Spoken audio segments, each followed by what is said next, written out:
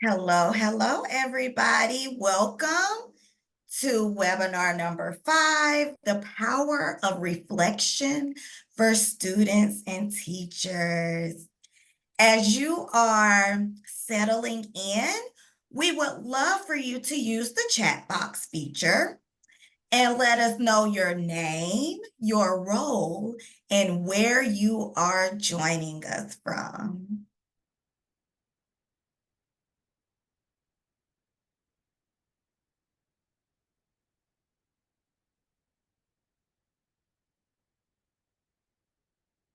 Hello, hello. Welcome to the Power of Reflection for Students and Teachers. And if you're just joining us, please in the chat box place your name, your role, and where you are joining us from.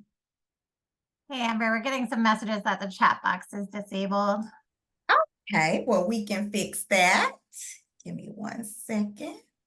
Thank you all for raising your hands and using the Yes. Q&A to let us know. We appreciate that.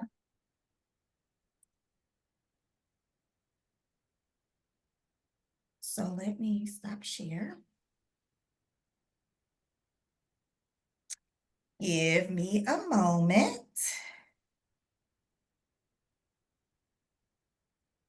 If you're just joining us, we're figuring out how to enable the chat box so that you can share with us your name, where you're coming to us from, and your location. Oh, your school. There we go. Location and where you're coming from are the same. So thank you so much for joining us. We are going to give another minute or two for more people to join us, and then we'll get started.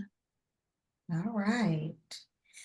All right, There we now the chat go. box is better. Thank you Should all. be all set. Thank you, thank you.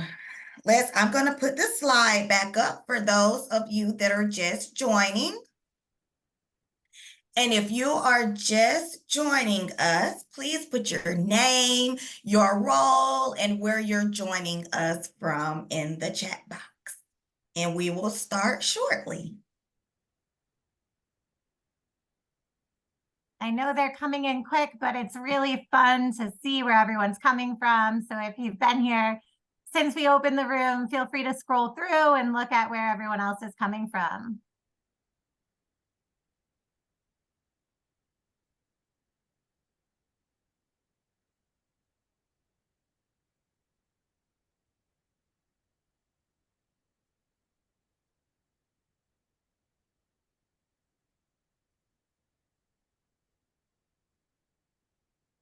Hello, you A all. few more. Yeah, we'll get a few more. Welcome in. If you're just now joining, please put your name, your role, and where you're joining us from, and we will be starting shortly.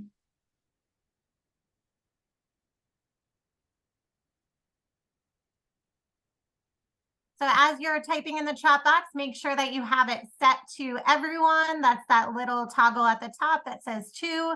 There's a down arrow next to it. It says either host and panelists or everyone. We'll want to do to everyone so that everyone can see. And if you're using the Q&A feature, that I'll explain in just a moment what that's used for, but use the chat box instead so everyone can hear from you at this point. And I see our numbers are starting to cap out, so I think we're ready to get started. I think so too. All right, welcome everyone. This is our 5th webinar in our series. It's our last webinar of the year because you almost did it. You're at the end of your school year. Today, we're going to be talking about the power of reflection for students and teachers. My name is Alyssa Bruner. I work full-time for the Center for Responsive Schools as a curriculum and instructional designer. And I focus on elementary school because before doing this work full-time, I taught as a 1st, 2nd, and 5th grade teacher. I am coming to you from Washington, D.C. I saw I have a few neighbors in the chat. And I'm joined here tonight by a few of my colleagues. We're going to introduce Amber now. Hello, thank you, Alyssa.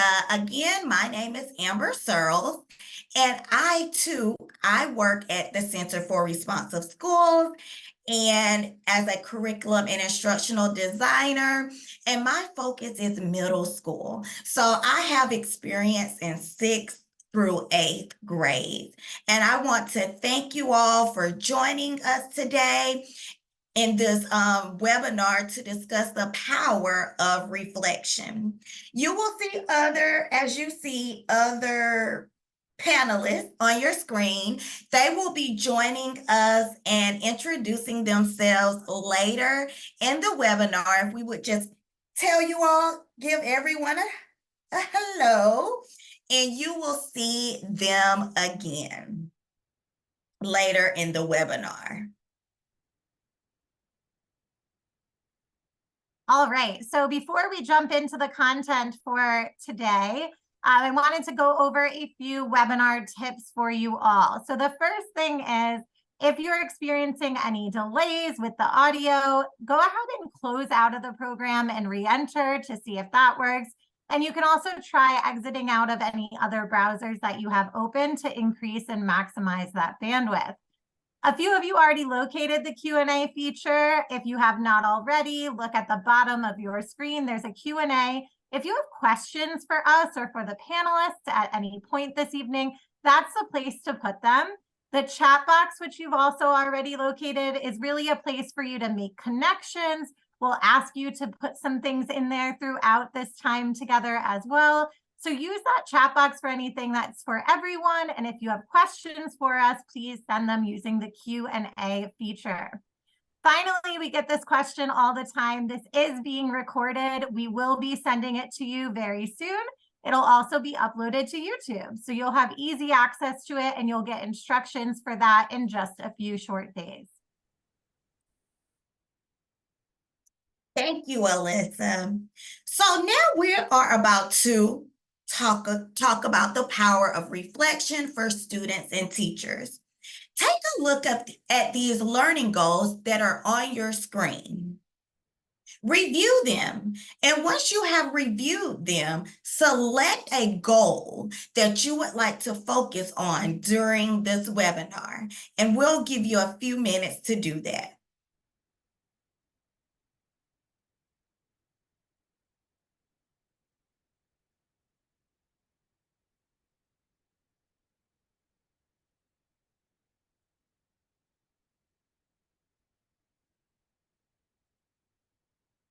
All right, I'll give you about 30 more seconds.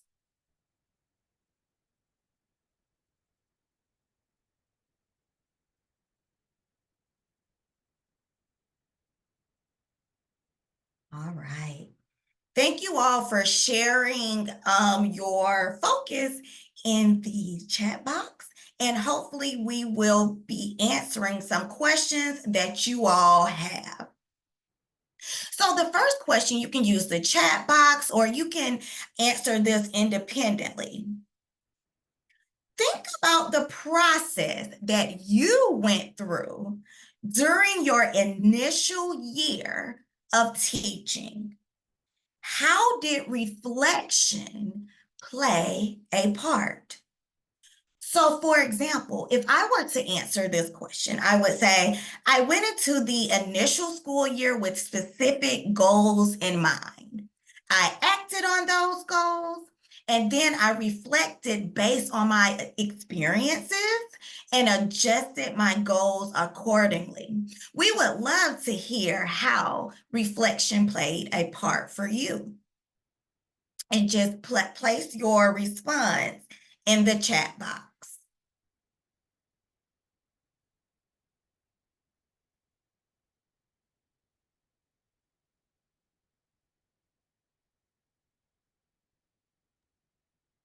Yes. Thinking about those adjustments made, that's what came Mhm. to mind for me as well, was constantly revisiting those goals and making adjustments, especially during my first year. My first year, I would always say, Alyssa, monitor and adjust, monitor and adjust. So throughout the year, you're always reflecting whether you're conscious of it or not. And when we are trying something new, there is a natural learning, a natural progression of learning. And this is called the natural learning cycle. And Alyssa will tell us more about the natural learning cycle. And as she's telling us, please feel free to continue placing in how reflection played a part in your initial year. Yeah, so as I'm reading some of these these responses to the reflection coming in the chat box, I'm seeing that you're really already following the natural learning cycle. And it's called the natural learning cycle because it's really just the way that our brains work when we're learning new things. The natural learning cycle, there's a model on your screen now. It consists of 3 phases. First, we use prior knowledge and experience to determine a learning target or a learning goal. Then we actively explore that new concept and skill. And then we continue with reflection, allowing us time to synthesize new data and determine the next steps or a new direction for more learning. Educational theorists such as John Dewey and Jean Piaget were proponents of this 3-part cycle, which starts with that goal, leads to exploration of that goal, and then moves on to reflection. So I'm going to share a little bit more about each of those phases and how reflection fits into the natural learning cycle. So as I mentioned, the first phase is when you're generating ideas and goals. It begins with really thinking about what is important and why that is, what's the purpose behind it.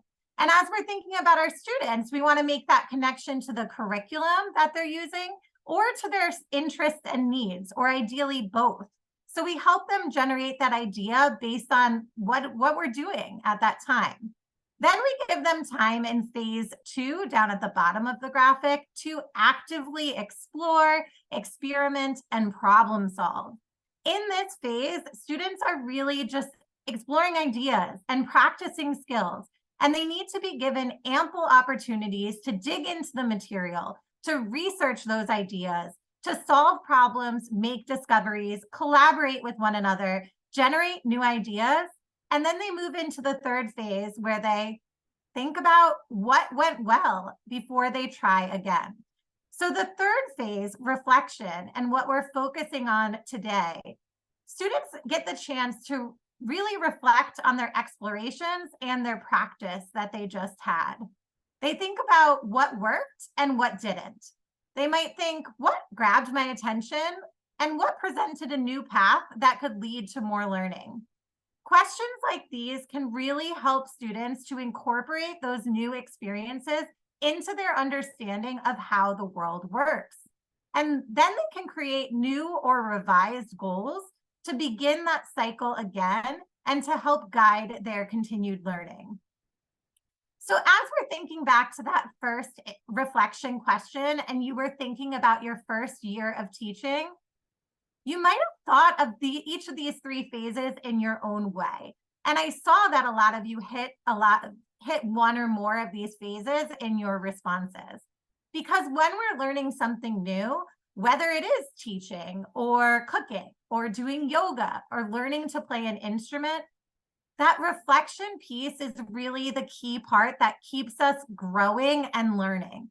When we take the time to reflect on what went well, that allows you to establish new goals and work through the phases of the natural learning cycle again. And that's really how we excel at something. Therefore, it's very crucial that we as educators ensure there is ample time and space for students to reflect frequently and thoughtfully. So you just had the opportunity to consider how reflection fits into the natural learning cycle and to begin to consider its importance. So as educators, it's likely that we are already embedding opportunities for our students to reflect. Another benefit of reflection is learning from our peers. For that reason, you will now have the chance to reflect on your own learning and teaching practices in order to enhance the learning of others. So right now in the chat box, we would like for you to reflect on the following question.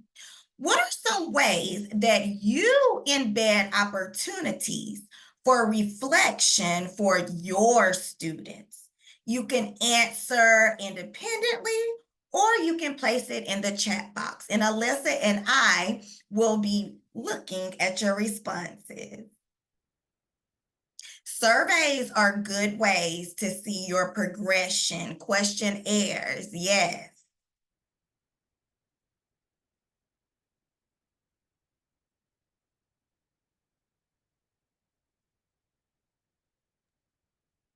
So we're going to give you a minute to read these responses as they're coming in. Because as we mentioned, it's really helpful for us to reflect not only for our learning, but for the continued learning of those around us. We're going to have a chance in just a moment to hear from some other experienced educators about this topic and more as well. But take a minute and really read through the chat box and see the ideas that other educators are offering here.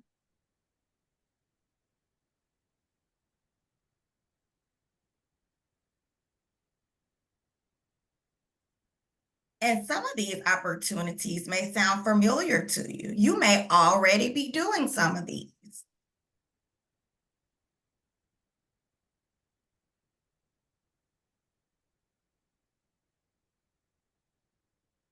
These are all great ways to embed opportunities for of reflection for your students. All right, so feel free to keep your responses coming in and share in the chat box. And you're going to hear some other ideas now from our panel. So I'm going to invite our panelists to turn their cameras back on. And once we see all of their faces, we'll give them the chance to introduce themselves.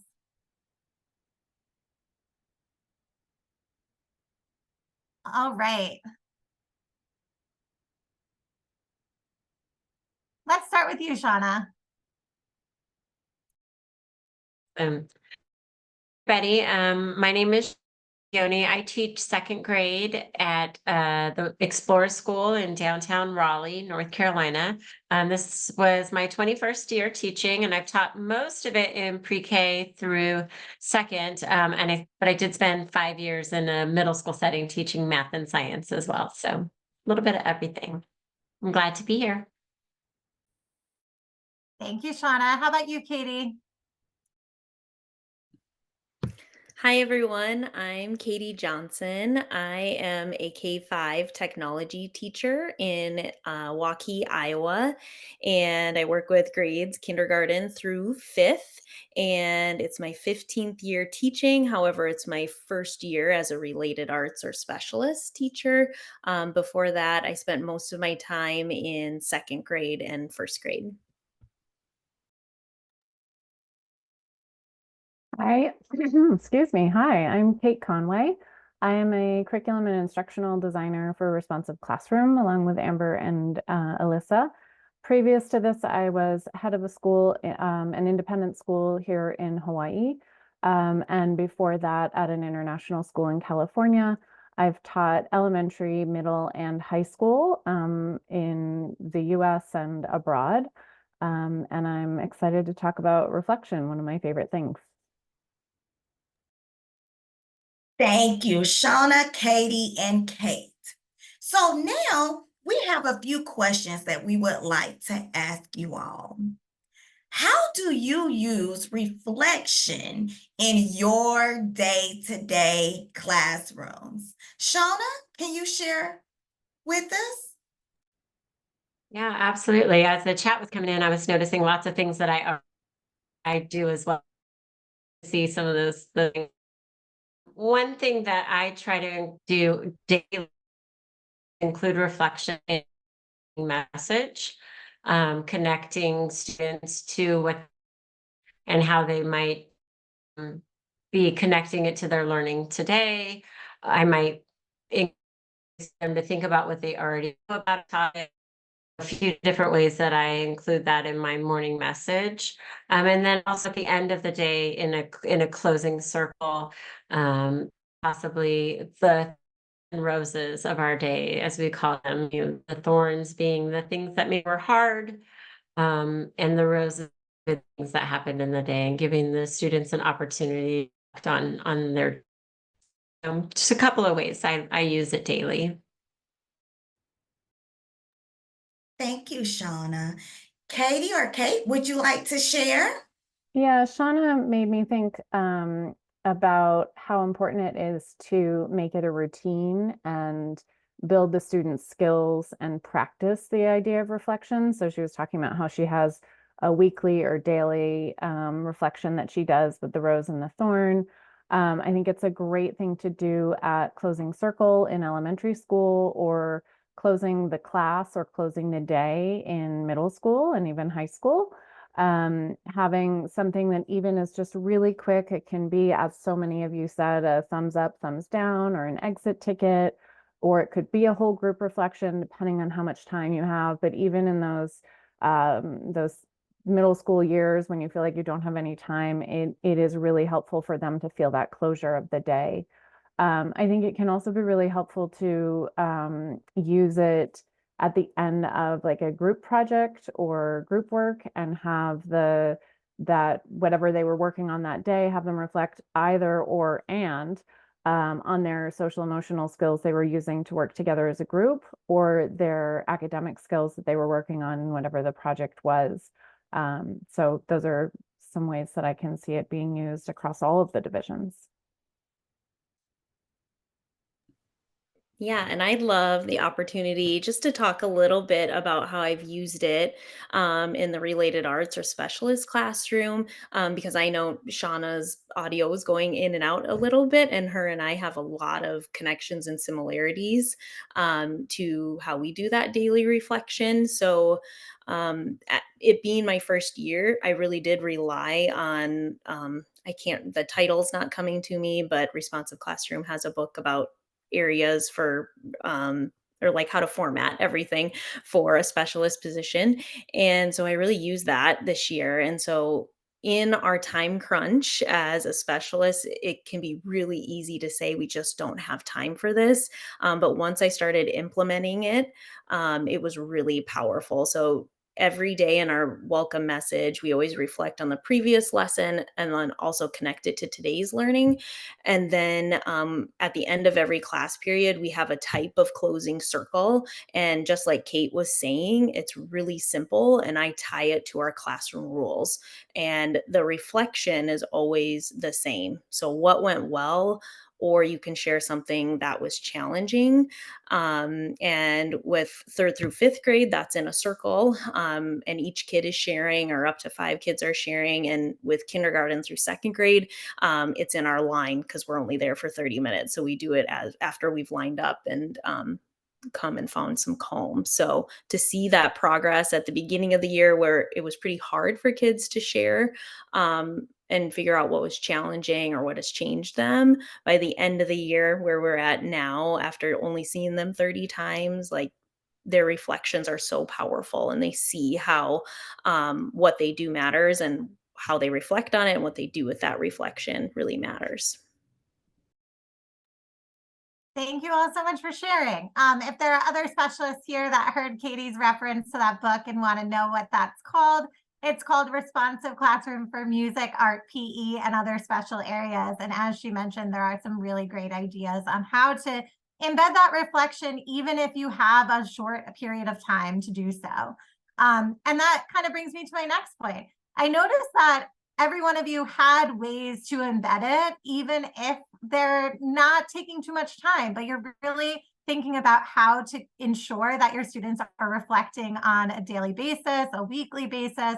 And I think that that must be powerful for your students. So I'm wondering if you could share, how does this frequent reflection support your students' continued learning?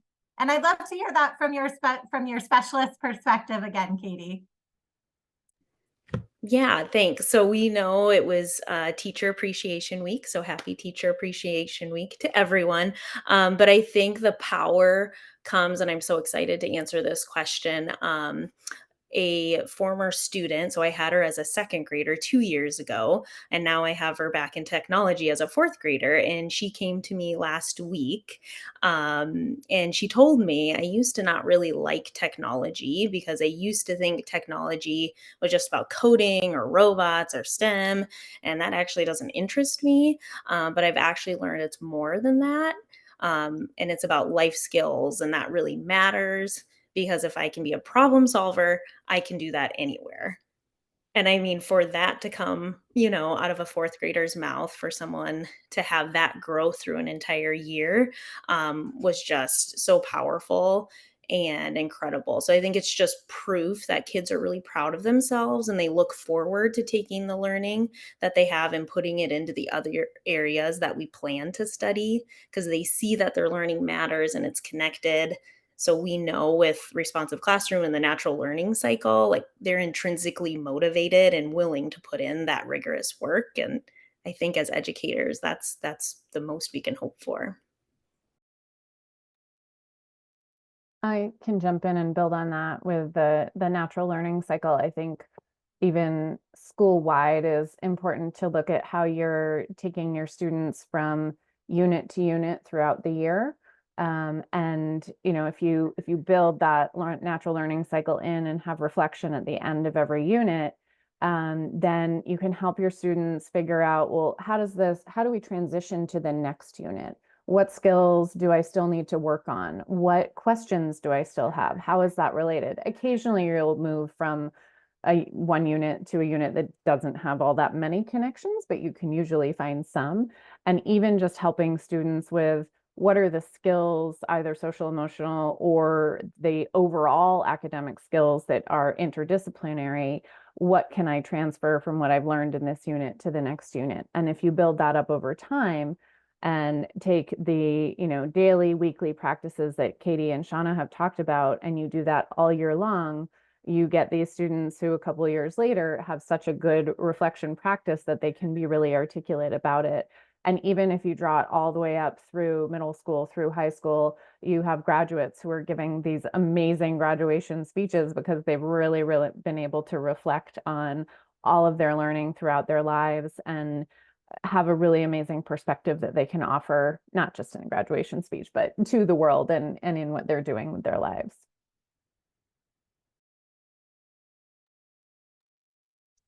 Yeah, and I think that goal setting that is part of that learning cycle is so important, kind of what Kate was talking about. And I see my internet is unstable. That's what it's saying. But I also think it helps with problem solving. When students are able to identify their challenges, then we're able to say, well, what do you think we could try that might be different? Might we try a different strategy?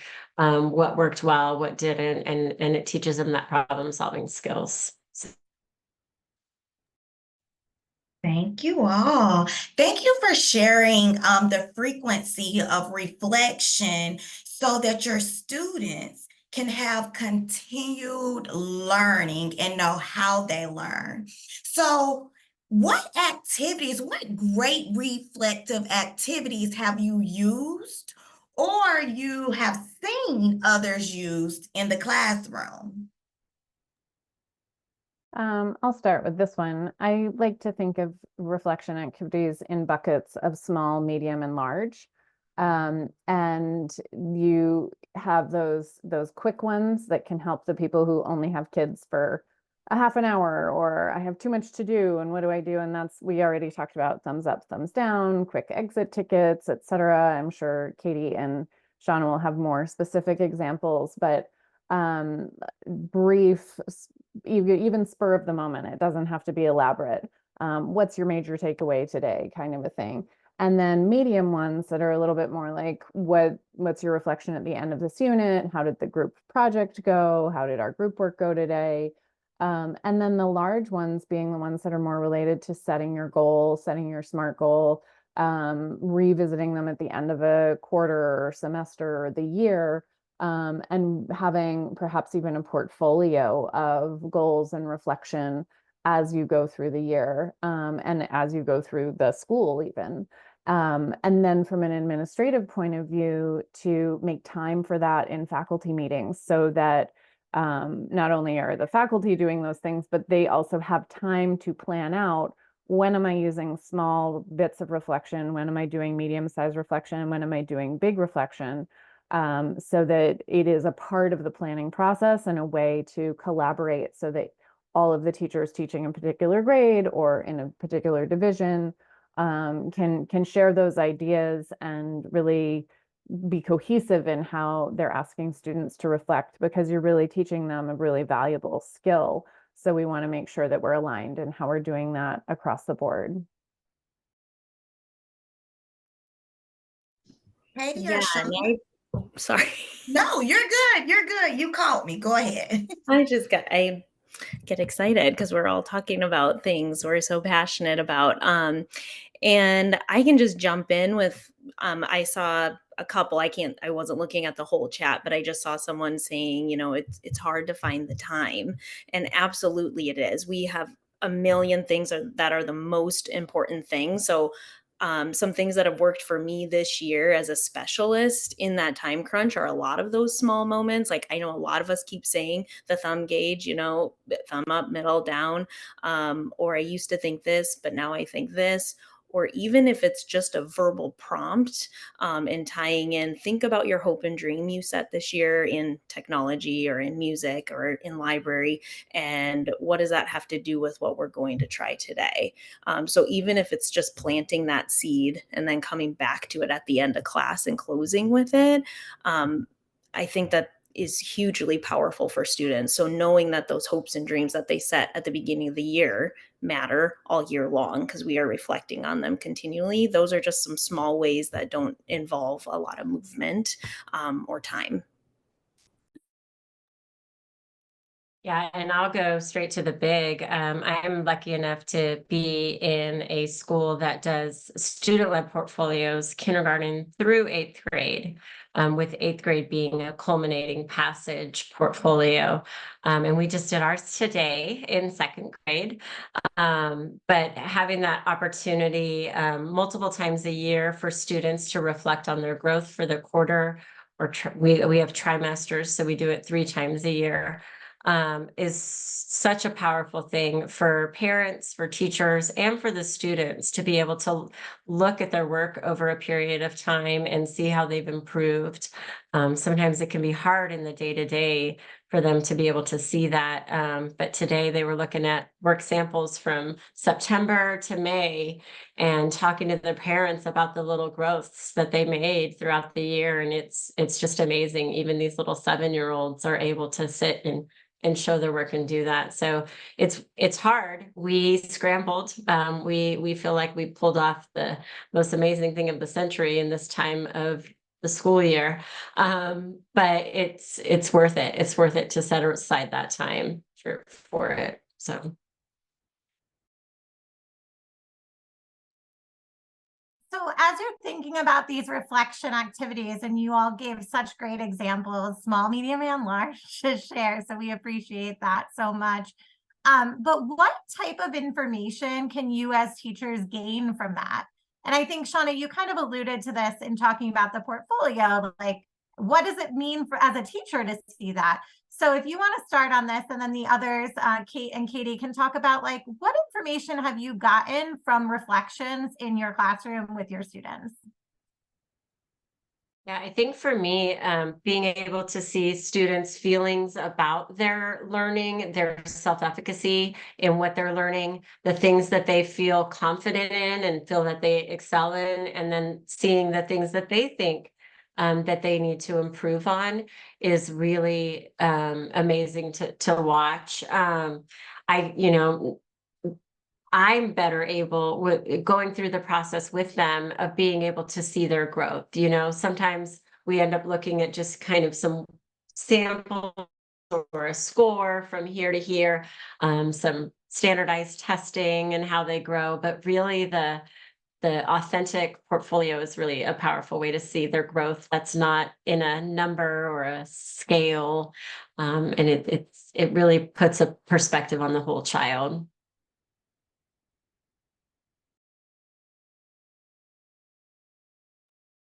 Katie, how about you? What have you learned from these reflections?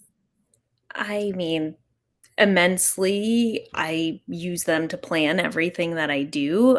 Coming from the classroom, where you're continually taking anecdotal notes and you have those however many students you have that year when it's 24 to 25, and now I'm at 600 some, so I'm trying to find that balance in taking anecdotal notes every day, because just like a general classroom, and those individual classrooms all have their own pulse and needs, and I can't do the exact same thing for every single fifth grade class, because their needs are all different, whether that's social and emotional or it's academic.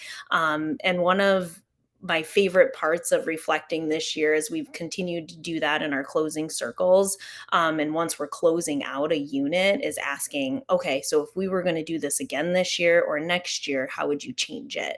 And taking those notes, and now so we did that in the fall, and now we're cycling back to that at the end of the school year, and to see their excitement and engagement is beyond, and that's what we want for our students.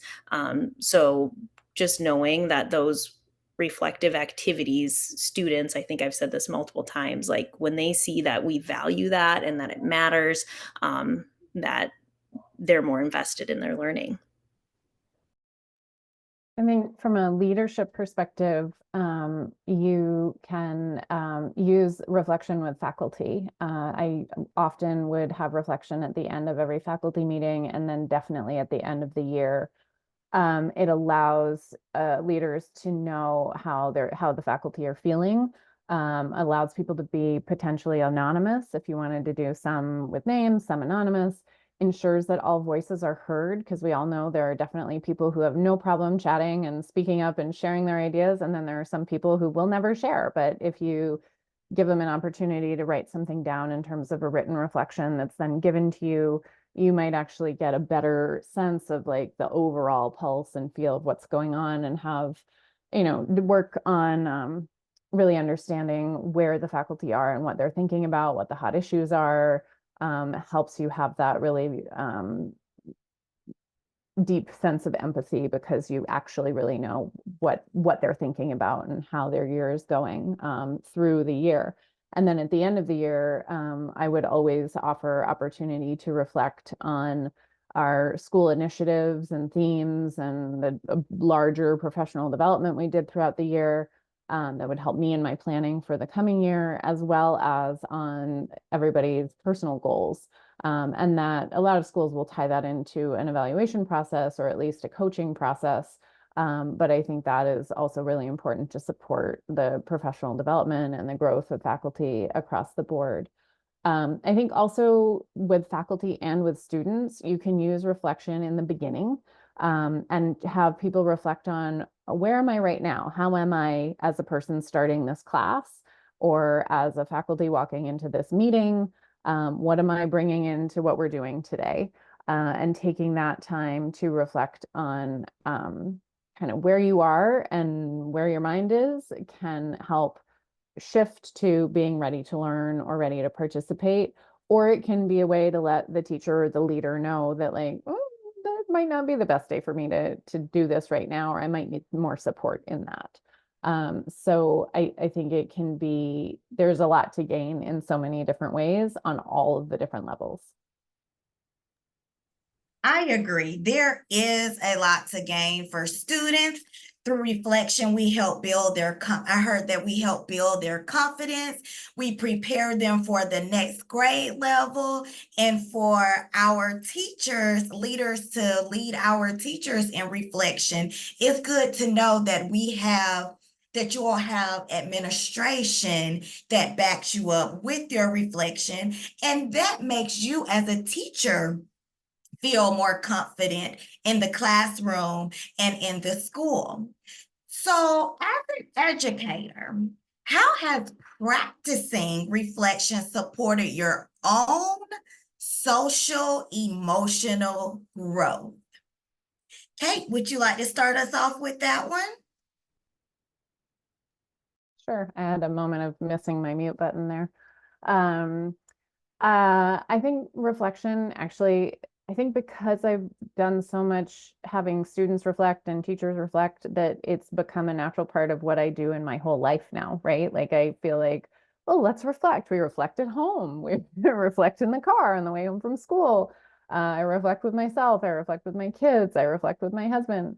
It is something that, as you have both talked about, the natural learning cycle is not just in school or for kids. It is for everybody in how we learn. And so when we're starting out with having a question or an idea and then trying to find the solution or answer the question, you always have to come back around to, okay, well, how do we do with that?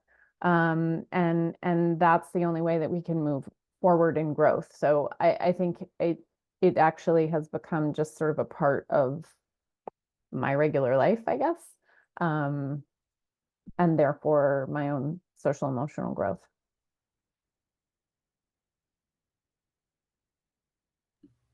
And I would agree with that as well. Just thinking as I reflect and have my students reflect all about like what was challenging, what would you change, what went well. Now that I have the opportunity to do that, like if I see 6 classes a day or, 6 classes in one grade level throughout a cycle, um, as a classroom teacher, it's like, "Oh, that didn't work, and I'm gonna try something different next year." Now I get the opportunity to try it lots of different ways, until I find the right one, which at first, it drove me a little crazy because I am someone who likes things to go well the first time, but as I was realizing, oh, one of our classroom rules is to be a problem solver, and part of that is grit and, persevering through hard things. So, that's taught me a lot about myself, that it's okay to pitch something if it's not working, and then to be um, honest and open with that and name it in your classroom and then also at home as well. So that connection, that we think that, yeah, in our professional lives and then our personal lives as well. I've taken a lot of those same lessons. And I think, as far as my own personal reflection and social emotional growth, I think I've learned to give myself grace. Like I know in my immediate moment after I've done a lesson and it's, behavior's been off or it just didn't click like I thought it would click, or in that moment, I'm like, oh, I just screwed this up. But later on, I can go back and think, well, some kids got this or this part went well. And I think giving myself that kind of grace of, and there's tomorrow, is really important in this profession because every day is a new day, and we can't predict how things are going to go as well as we'd like. Thank you all for sharing. I think it's really interesting how many parallels there were between what you're doing with your students and what you're doing with yourself, that just show that it really does help even into adulthood to have these frequent reflective practices in your life.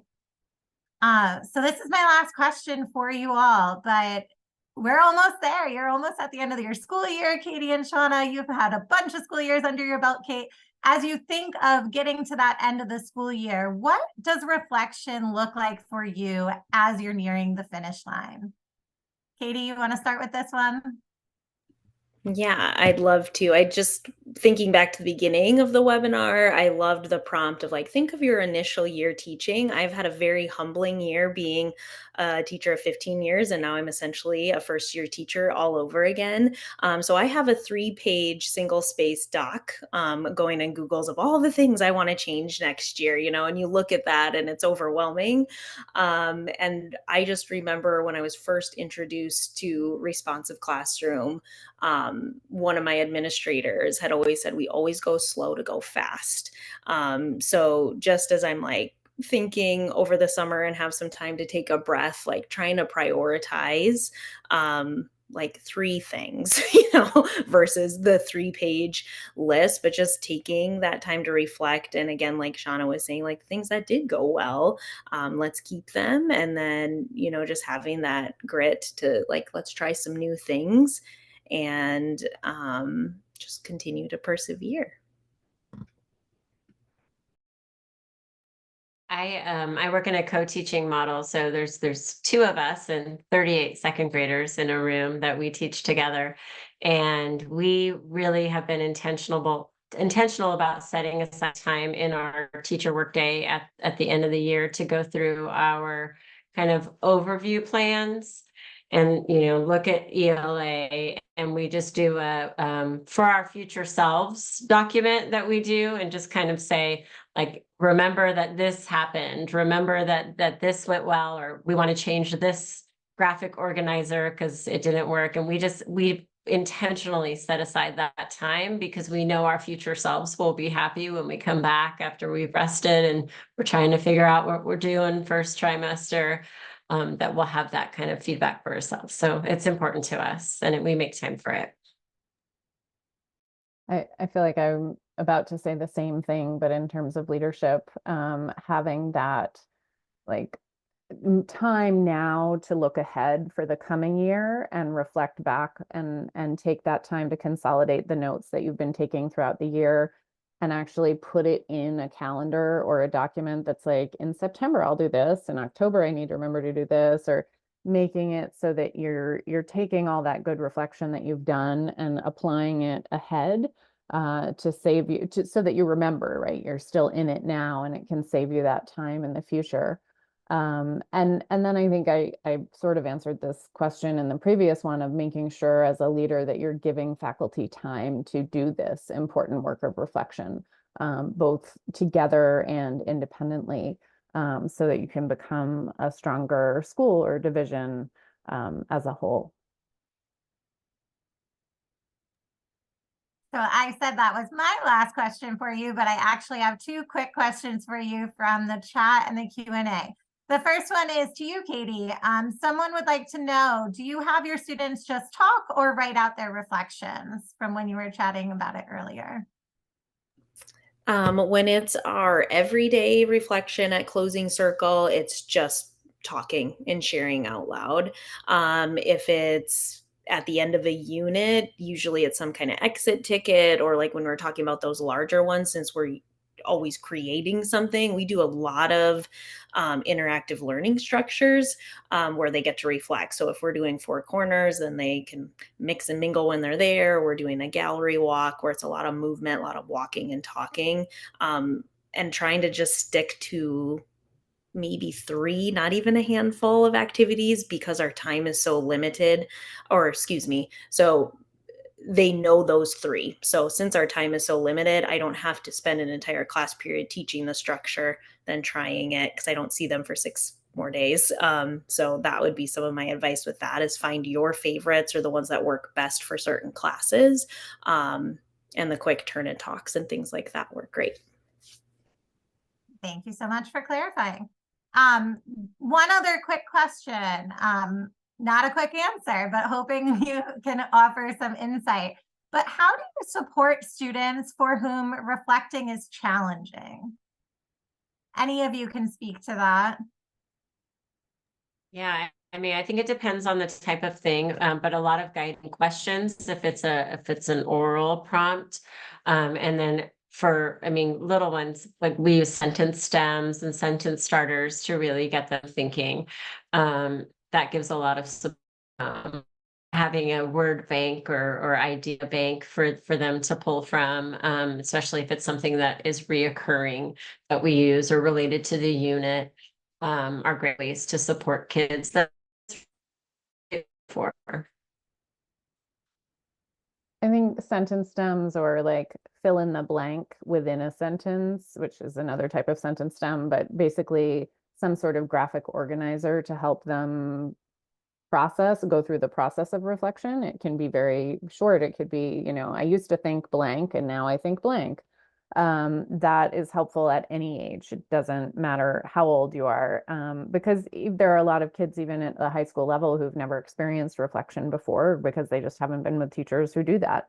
So everybody needs to learn. And again, as with much of what we talk about in responsive classroom, that one of the best ways to do that is to interactively model it and to spend some time in the beginning of the year, or in the beginning of when you start reflecting. It doesn't have to be the beginning of the year, but to really take the time and model it and have them do it and practice it and see how it goes and start with a small thing and build up gradually is supportive for any student, but especially the ones who are having a tricky time. And then oftentimes the ones who are having a tricky time aren't just having a tricky time with reflection, they're having a tricky time with a lot of other things.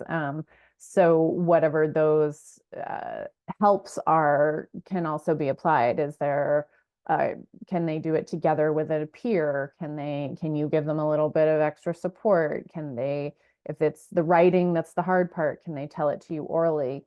That sort of a thing. So just understanding though, why is it hard for them will help you figure out what to do.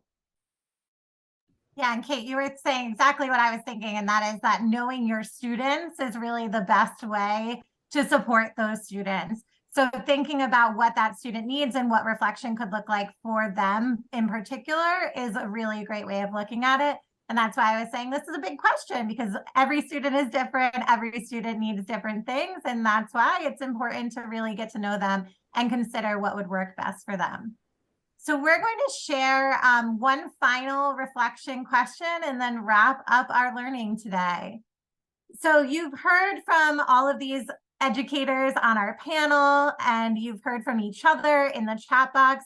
So now that you've had this opportunity, we want to ask you, what is one way that you plan to incorporate reflection at the end of your school year? This could be something that you were already planning to do, or it could be something that you thought you heard today and you thought to yourself, that sounds like a great idea. And after you share with us in the chat box, I'd also love to encourage you to visit our social media. On our Facebook page and our Instagram, you'll find the same question. And as we mentioned earlier, reflecting can really help us when we can learn from our peers. And if you can share your responses there, all of the peers that are on that Facebook page with you can learn from you as well. So please feel free to visit there and add there too. We're going to give you about a minute or two to read those other ideas for plans for the end of the school year reflection, and then we'll wrap up.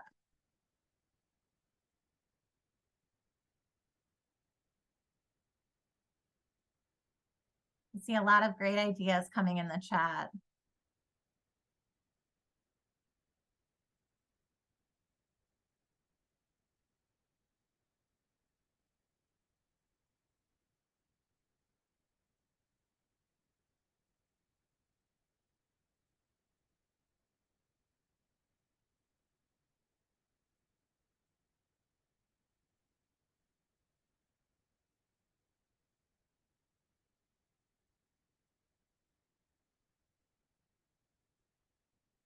Yeah, so as I mentioned, if you could take a few minutes and add that to our Facebook or Instagram, that way, if you didn't quite catch it here, you can see it there, and it might spark another creative idea for you. And thank you all so much for your sharing.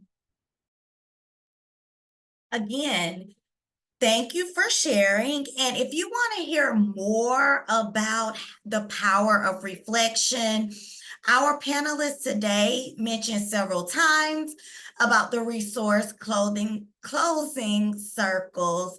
And this is to gather your class maybe 5 to 10 minutes at dismissal and to leave on a high note and encouraging for them to be prepared for the next day.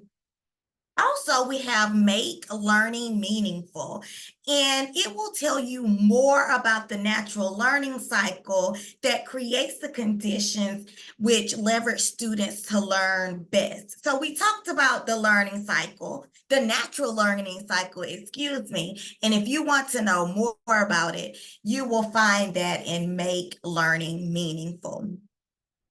So those of you that are considering getting those books and more after this workshop, and we mentioned this throughout the webinar, it is Teacher Appreciation Month, and we appreciate each and every one of you.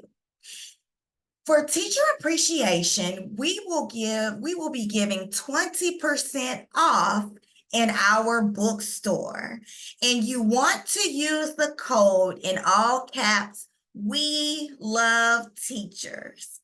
And you go on our website, www.responsiveclassroom.org/store. You will find all of our books there, and using that code, you will get 20% off. But what you want to keep in mind is this code is only good through May 31st at midnight Eastern Time. And it excludes the bridge forward. Please give this code to your administrators, your colleagues, and you can use this code more than one time.